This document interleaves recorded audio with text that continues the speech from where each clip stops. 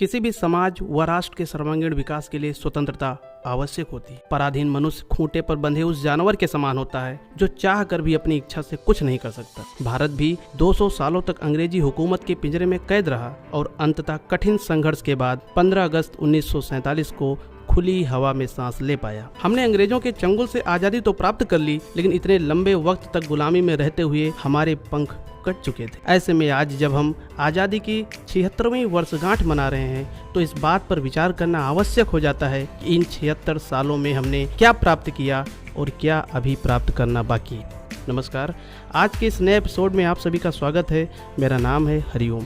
दरअसल अंग्रेजों ने सोने की चिड़िया कहे जाने वाले देश को अपनी शोषणकारी नीतियों से खोखला करने में कोई कसर नहीं छोड़ी थी। कृषि व्यवस्था को इस हाल में पहुंचा दिया था कि आज़ादी के समय देश के पास ना तो पर्याप्त अनाज था और ना ही अनाज उत्पादन के लिए आधारभूत सुविधाएं। आज़ादी के बाद भी भारत में इस तरह से खाद्यान्न की कमी थी कि हमारे पूर्व प्रधानमंत्री लाल बहादुर शास्त्री को देश की जनता से एक वक्त उपवास रखने की अपील करनी पड़ी। हरित क्रांति के साथ नई नई प्रौद्योगिकी व मशीनों के इस्तेमाल से अनाज उत्पादन बढ़ाने में सहायता मिली और नतीजा यह हुआ कि आज भारत खाद्यान्न उत्पादन में दूसरे स्थान पर पहुंचकर न सिर्फ अपनी समूची जनसंख्या को खाद्यान्न उपलब्ध करवाता है बल्कि कृषि उत्पादों का निर्यात भी करता है। बदलती परिस्थिति को भांपते हुए अंतरिक्ष क्षेत्र में प्रगति हेतु 15 अगस्त 1969 को भारतीय अंतरिक्ष अनुसंधान संगठन अर्थात इसरो की स्थापना हुई और देश का पहला उपग्रह आर्यभट्ट अंतरिक्ष में लॉन्च हुआ। इस सफलता के बाद 7 जून 1979 को भारत का दूसरा उपग्रह भास्कर पृथ्वी की कक्षा में स्थापित किया गया।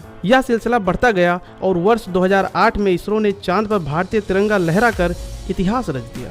यह जानकर गर्व होता है कि चंद्रयान प्रथम ने ही चांद पर पानी की खोज की थी, जिसके बाद चंद्रमा पर 2 और मिशन भेजा जा चुका है। इसरो ने 2014 में मंगलयान को मंगल की सतह पर उतारकर एक नई उपलब्धि हासिल की और यही नहीं, 15 फरवरी 2017 को PSLV C-37 द्वारा इसरो ने एक साथ 104 उपग्रहों को कक्षा में स्थापित करके एक नया विश्व रिकॉर्ड बनाया।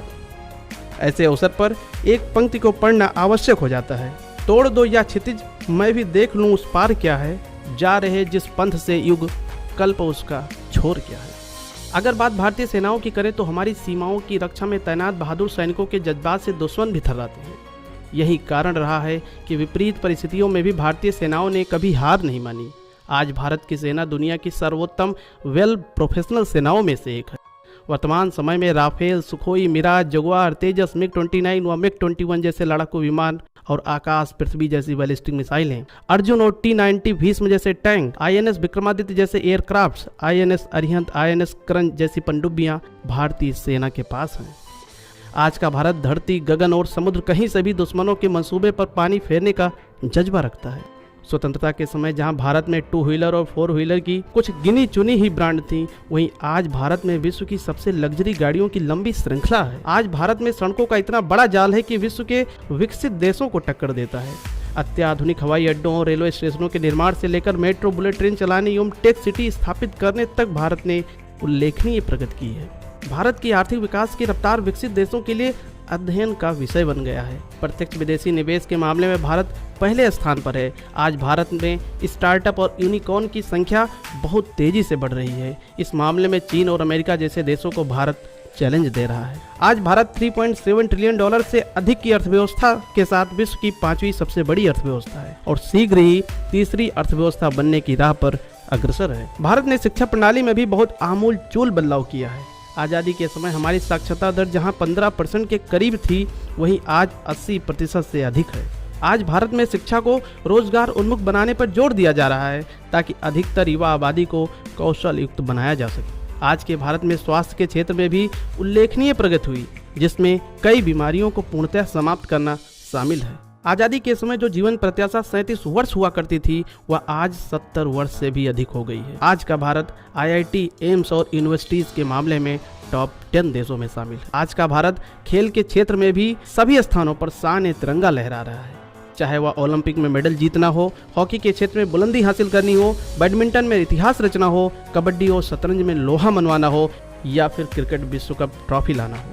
जहां भी हम भारतीयों ने कदम रखा है, लक्ष्य को फतेह ही किया है। आज का भारत बिना किसी देश के वर्चस्व को स्वीकार किए स्वतंत्र नीतियां बना रहा है, अपनी संप्रभुता की रक्षा के लिए पूर्णतः सक्षम है। आज हमारी भूमिका दक्षिण एशिया तक ही सीमित नहीं है। आज का भारत इंडो पैसिफिक से लेकर अफ्रीका महाद्वीप तक ग्लोबल साउथ का नेतृत्व कर रहा है। आज भारत के बढ़ते कद का अंदाजा इसी बात से लगाया जा सकता है कि दुनिया में किसी भी मध्यस्थता के लिए भारत को एक प्रमुख अभिकर्ता के रूप में आमंत्रित किया जाता है। आज का भारत सर्जिकल स्ट्राइक और एयर स्ट्राइक करता है तो दुनिया उसका साथ देती है। आज का भारत परमाणु शक्ति संपन्न होने के बाद भी किसी को धमकी नहीं देता है, वरन पूर्ण रूप से निःशस्त्रीकरण का समर्थन करता है। आजादी के 7 दशकों के सफर में देश की महिलाओं के जीवन में क्रांतिकारी बदलाव आए हैं। पिता की संपत्ति में बेटियों को बेटों के बराबर हक दिलाने वाले कानूनी अधिकार समेत कई अन्य अधिकारों को प्रदान करके महिलाओं को मजबूत बनाया गया है। टोक्यो ओलंपिक 2020 में रजत पदक जीतने वाली मीराबाई चानू, महिला फाइटर पायलट अवनी चतुर्वेदी और भावना कंठ, माउंट एवरेस्ट फतेह करने वाली बछेंद्री पाल, अरुणिमा सिन्हा और अंतरिक्ष की सैर करने वाली कल्पना चावला, खेल के क्षेत्र में साइना मिर्जा, साइना नेहवाल, पीवी सिंधु, साक्षी मलिक, मिताली राज सहित अनेक ऐसे नाम हैं जिन्होंने मिसाल कायम की है। भारत ने आजादी के 76 सालों में शिक्षा, स्वास्थ्य, भारतीय बैंकिंग, परिवहन सेवा, इंटरनेट कनेक्टिविटी और मीडिया सहित कई अन्य क्षेत्रों में भी आमूल चूल परिवर्तन किया है। एक समय स्वास्थ्य सेवाओं के अभाव से गुजर रहे भारत का कोरोना जैसी महामारी में औषधियों और वैक्सीन का वैश्विक आपूर्तिकर्ता बनना एक बड़ी उपलब्धि। हमें अपनी इन उपलब्धियों पर जरूर गर्व करना चाहिए, लेकिन अभी बहुत कुछ करना बाकी है। अभी भी करोड़ जनसंख्या गरीबी रेखा से नीचे जीवन यापन करने के लिए मजबूर है। देश में बढ़ती आय समानता भारत जैसे विविधतापूर्ण देश के लिए अच्छा संकेत नहीं है। देश की अदालतों में 4 करोड़ से अधिक पेंडिंग केस न्याय की आस को धूमिल करता है। आज जरूरत है समयबद्ध तरीके से जस्टिस डिलीवरी करने की, जिसमें नालसा जैसा कानून अपर्याप्त महसूस हो रहा है। शहरी और ग्रामीण भारत के बीच बढ़ती खाई को कम करना समय की जरूरत है। हमारी माताओं बहनों की सुरक्षा हम सभी का नैतिक दायित्व बनता है। इस देश की संपत्ति पर पहला अधिकार रखने वाले हमारे आदिवासी भाई बहनों को बिना प्रकृति से छेड़छाड़ किए जल, जंगल और जमीन की भावना को सम्मान देना हम सभी का सामूहिक कर्तव्य बनता है। आज जरूरत है सतत और समावेशी विकास करने की, जिसमें सभी को सभी का पर्याप्त हिस्सा मिल सके। ऐसा करके ही हम सच्ची आजादी का जश्न मना सकते हैं। इन सबके बीच पूर्व प्रधानमंत्री जवाहरलाल नेहरू द्वारा कही गई बात का उल्लेख करना आवश्यक हो जाता है। उन्होंने कहा था, जिस उपलब्धि की हम खुशियां मना रहे हैं वो नए अवसरों के खुलने के लिए केवल एक कदम है। इससे भी बड़ी जीत और उपलब्धियां हमारा इंतजार कर रही हैं। भविष्य में हमें आराम नहीं करना है और न चैन से बैठना है, बल्कि लगातार कोशिशें करते रहना है। ऐसे ही नित्य नवीन जानकारी के लिए हमसे जुड़े रहें, साथ ही अपना और अपनों का ख्याल रखें। नमस्कार।